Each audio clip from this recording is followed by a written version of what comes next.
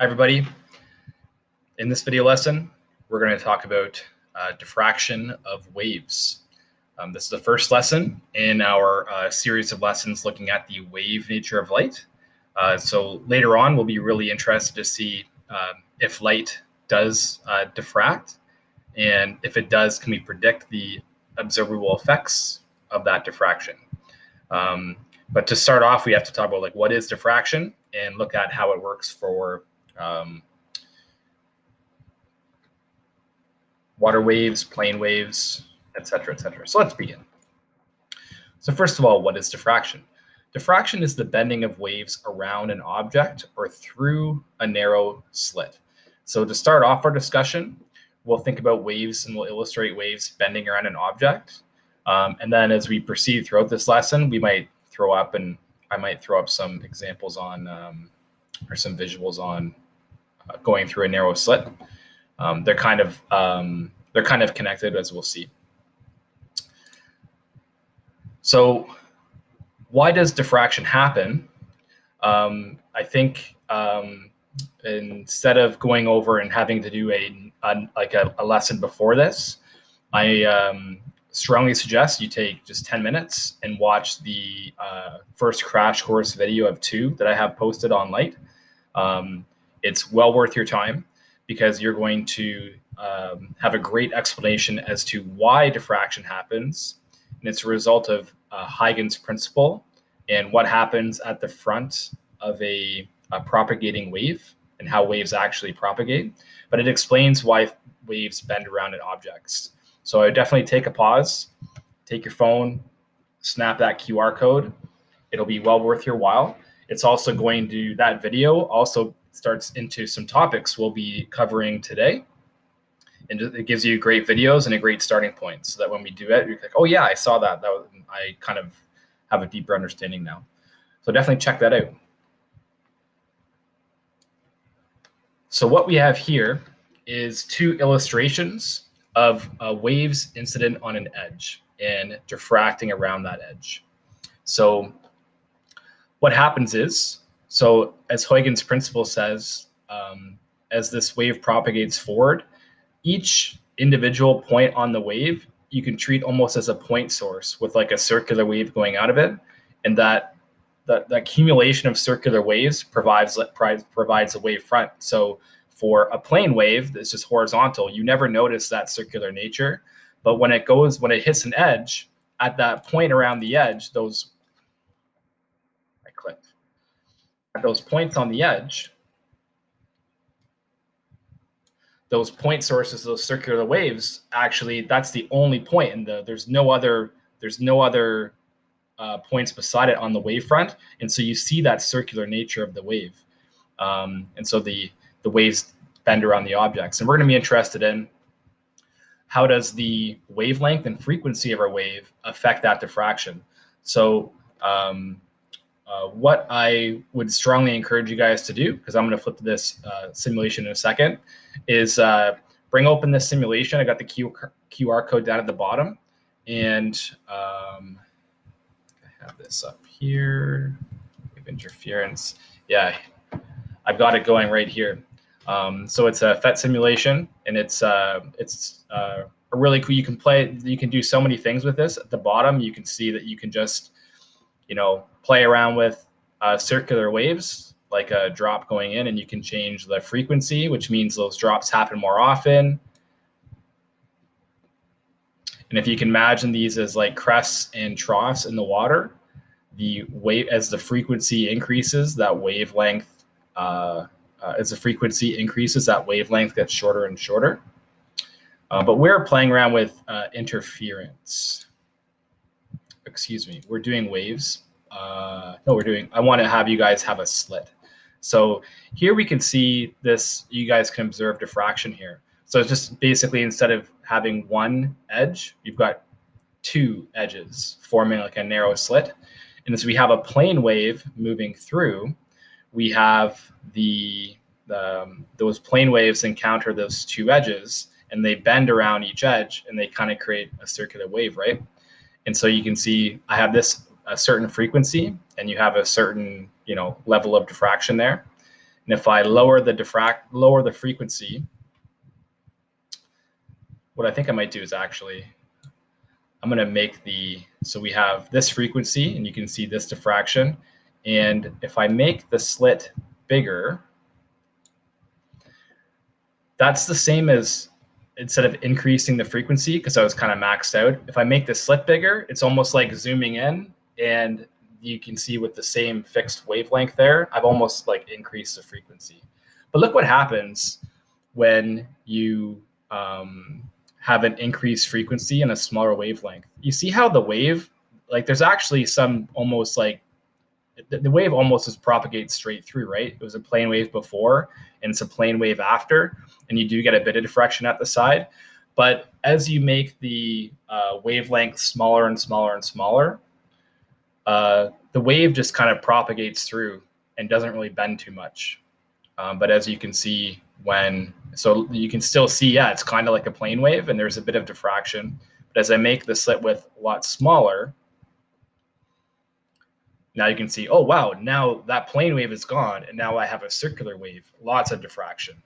So that's the idea. I would strongly encourage you to take a few minutes and just play around.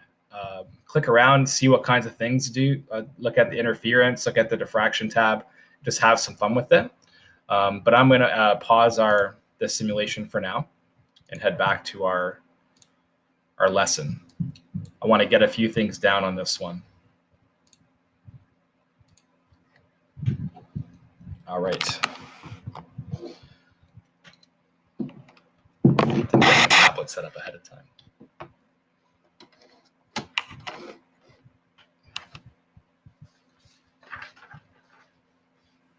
All right. So the first thing I want to get down with you guys here is, for this first diagram, we have small wavelengths or short wavelengths, and the symbol for wavelength that you guys used in grade 11 is lambda. And those small wavelengths mean a high frequency, lots of waves passing by a point per second. So small frequency, high F. In this diagram, we have a large wavelength, and large wavelengths mean less waves passing by a certain point per second. So we have lower frequencies. And in the case, and you can see from these diagrams, from what we discussed, we have, in this case, lots of diffraction, lots of bending around the curve, small lambda, high frequency, I'll just say low diffraction, for lack of a better word. And the big takeaway, how is the amount of diffraction dependent on the wavelength? Increasing the wavelength increases the diffraction. That's the big idea there. So in an ideal world, we would be together in a classroom and be able to actually maybe even get a water tank and make some observations, play around with the simulation together for a while. But you know, it is what it is. Hopefully you play with the simulation, combined with the crash course video, you are convinced that diffraction is affected by wavelength, and larger wavelengths mean more diffraction. What about the frequency? I just have something for you guys to get down there. This slide also reviews the wave equation, which you guys learned hopefully in your grade 11 course. I actually have, for my current course, I have had some people tell me that they didn't do much on waves. They're a bit worried about that. In all honesty, if you know the wave equation, then you're all set. And this says that the speed of a wave is equal to the wavelength times the frequency. This equation actually makes a lot of sense. So remember that speed equals distance over time, right? Or I can write that as like so. And if we think about one particular wavelength of a wave, I don't think I need that. So we have a wave. This is one wavelength. And so we have identical wave going backwards. If we think about the time it takes for this wave to move, for one wavelength to move and kind of like be over top of where the previous wavelength was, let's call that delta t. Well, then the distance that that wave traveled was the wavelength.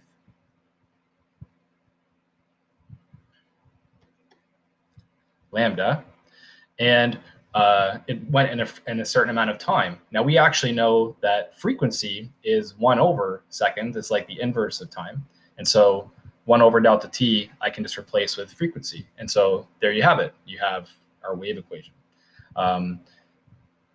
In terms of our circular motion, we call the period t. So let's say the period of this wave, it takes a certain amount of time to propagate like one wavelength. Then you can even throw a step in here. Then we get delta d over t. And you guys know from our uniform circular motion, the t and f are just inverses, right? And so this is where the wave equation comes from. But you guys just have to be able to use the wave equation, v equals f lambda. So if you didn't copy any of that down into your notes, that's okay. But we talked about with increased wavelength, you get more diffraction. But if you keep the speed of a wave the same, according to the wave equation, if you increase the frequency, that decreases the wavelength and it decreases diffraction.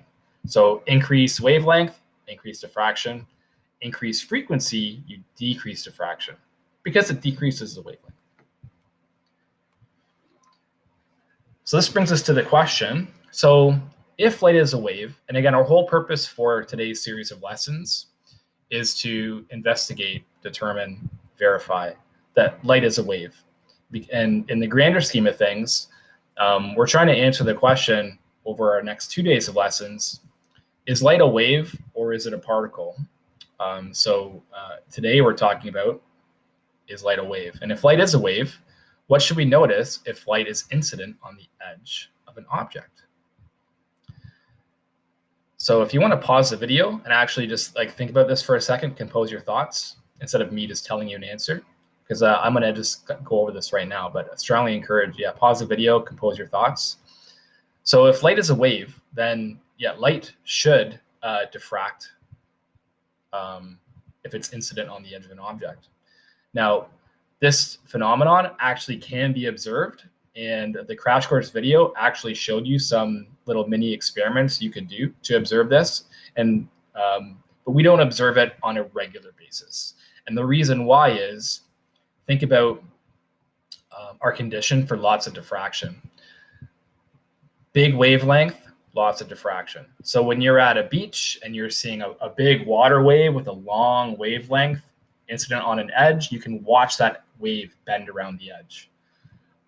Think about the wavelength of light compared to the wavelength of a water wave at the beach. The wavelength of light is so incredibly small, on the order of a few hundred nanometers. So small wavelength, not very noticeable diffraction, at least on a regular basis. There are ways to notice that diffraction. But that's why we're not witnessing, I can't look in the hallway and actually see what's happening around the corner.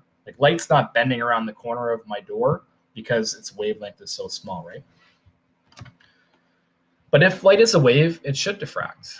And it does. But again, we don't notice it because the wavelength of light is so small. All right. So we've talked about light being, or waves being incident on an edge. I want to talk more about light through a diffraction of waves, not just light, through a slit or an opening.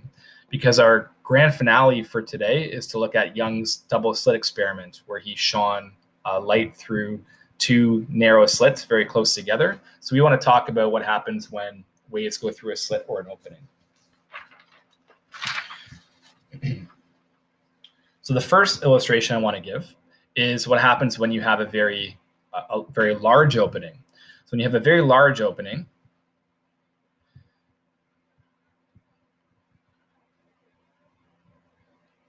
if you have these, and you can get this down in your note, and these are just regular old plane waves. So it's like a big line of just vertical waves with their own cross. So think of this as just looking down at some waves from a helicopter or something at the beach. What happens when those plane waves pass through a really big slit? So when they pass through the slit, for the most part, those waves are going to pass through because the slit's very wide, and you're going to get plane waves on the other side. Now you might get, I'm just going to add maybe a little bit of dashed lines here. You will get a little bit of diffraction, but I'm going to say little diffraction. Because think about it, if the gap in the slit is very large, it's like the wavelength of the waves is very small compared to the gap, and you'll have little diffraction. But what happens when you narrow that slit closer and closer together? Something different happens. So when you narrow that slit, so I'm going to use kind of the same length as I had for the previous guy. When you narrow that slit, you get more diffraction because it's like the wavelengths are longer compared to the slit. And what happens is you get lots of diffraction, and those plane waves don't go, there's not a lot of room for a straight wave to go through. And you get basically the whole wave bends, and your plane wave is now a circular wave.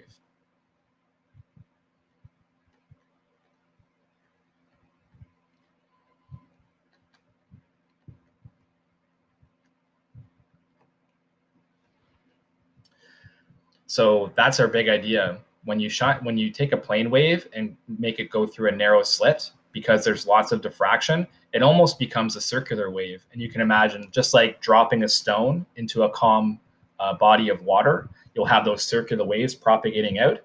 We have turned our plane wave into now a circular wave, just like that. So it has kind of the same wavelength, like the difference from a maximum to a maximum would still be the same, but now it's propagating as a circle. And I want to get one more visual here, just showing what would happen if we take the same slit size and just make the wavelength smaller. So we still have a plane wave here, but now we're making the wavelength smaller, so compared to the slit size. And if you think about it, now it's kind of like the diagram on the left, right? When the wavelength is small compared to the slit size, a lot of that plane wave can actually just pass right through. And so you get maybe something a little bit like this, or maybe you get a bit of a circular wave, but it's closer to, it's not quite like a point source. It still maintains a lot of that like plane wave structure. So just want to emphasize here, you get less diffraction with smaller wavelengths.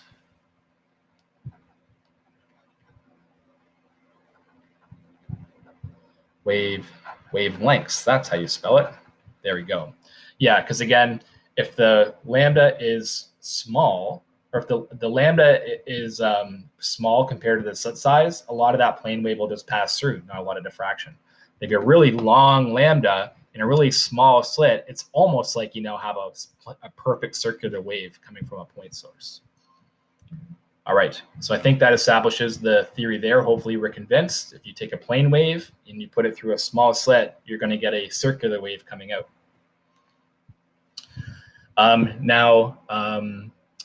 If you want to pause the video and think about what we've talked about for these 3 little discussion questions, you can.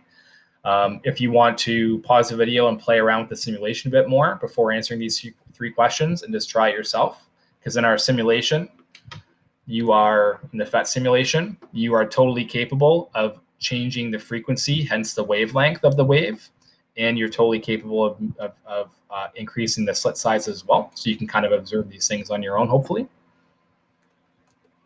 When you're ready to go, you can come back and follow along. So when the plane flat wave passes through an opening, what happens to the waves on the other side? They become circular waves. That should say like a point source. I've got light on my mind, I guess.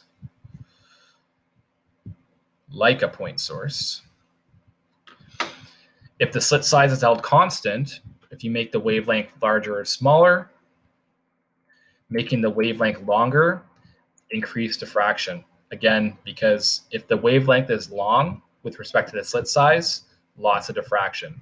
So if you make the wavelength smaller, more of it will pass through as a plane wave, not as much diffraction. If the slit size is made smaller and you keep lambda the same, if you narrow the slit size, it increases diffraction too, because the same wavelength before now is much bigger compared to the slit size. Bigger wavelength, more diffraction. So all this to say, guys, the big idea is if we have a narrow slit, we are going to get a near circular waves, and that'll be very important for our next lesson. So all we've been talking about right now has been very conceptual, and we've got lots of great visuals, and hopefully you're convinced. But we'd like to quantify, like, when will we observe diffraction? Almost have, it'd be great to have some kind of equation that we could just like rely on and say, okay, this is the condition that will make observable diffraction. And the condition is this. If I could find my cursor. If you want to see observable diffraction, if you take the ratio of the wavelength to the width of the slit that it's going through, that should be greater than or equal to 1. So again, this is the wavelength of the wave. And for now, we'll use W, and this will be the slit size. So if that's bigger than 1, you're going to see some diffraction. So if you have a, let's say you have a water wave that, say, has a wavelength of 2 meters. Well, if it's passing through a gap that's 10 meters, that's 2 meters compared to 10 meters. That's going to be 0.2. So you won't really see diffraction, right? So that's because if the wavelength is small compared to the slit size, a lot of it's just going to pass right through, right? So the condition for you to see some observable diffraction is the wavelength over the slit size has to be greater than or equal to 1. So we're almost ready to start making some connection to light. So if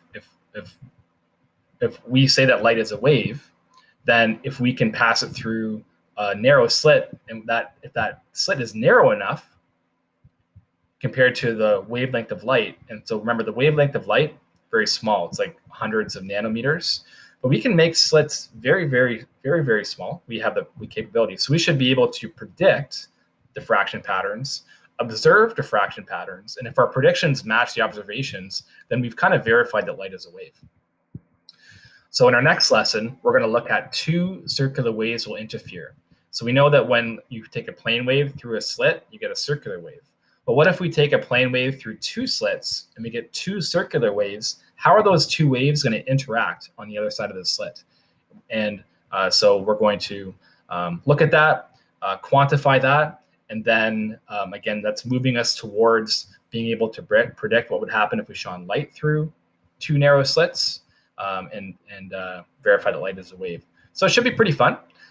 So for now, you guys have some practice to work on. And until I see you next time, hope you're staying well. Have a good day, and we'll see you.